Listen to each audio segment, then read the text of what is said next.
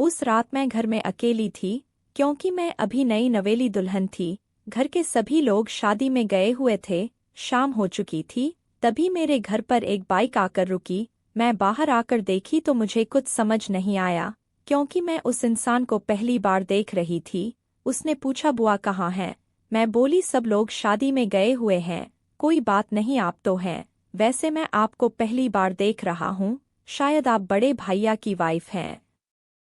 कुछ भी हो, आप बहुत खूबसूरत हैं। मैं बहुत दूर से आया हूँ, इसलिए जस्ट वापस जा भी नहीं सकता। मैं बोली, कोई बात नहीं, आज आप यहीं रुक जाइए, कल चले जाना।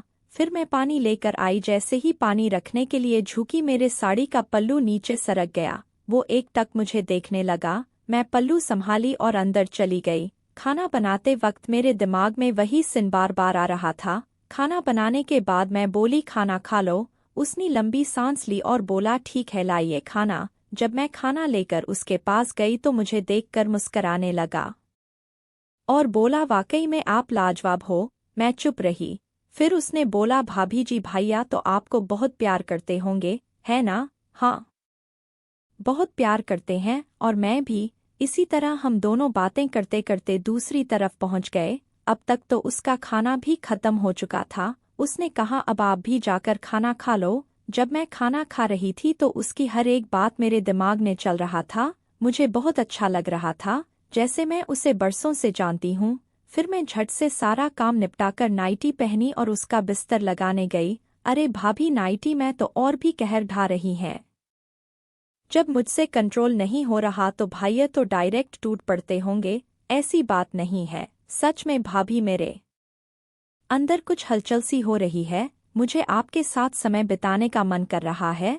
आप मुझे एक मौका दो ना प्लीज। ठीक है, फिर आप मेरे साथ मेरे रूम में ही सो जाइए। हम दोनों एक ही रूम में एक ही बेड पर लेट कर बातें करने लगे।